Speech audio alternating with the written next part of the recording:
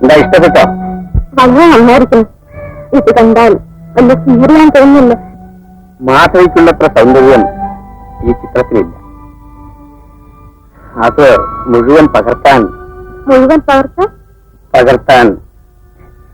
എന്റെ കൈകൾക്ക് ശക്തിയില്ല മാധവി.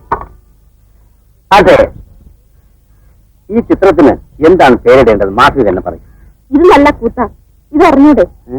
കടത്തുകാരൻ കുട്ടായി മാധവി. അല്ലല്ല, ഞാൻ ഈ ചിത്രത്തിനിടാൻ പോകുന്ന പേരെന്താണെന്ന് അറിയാം. മധുര 17കാരി.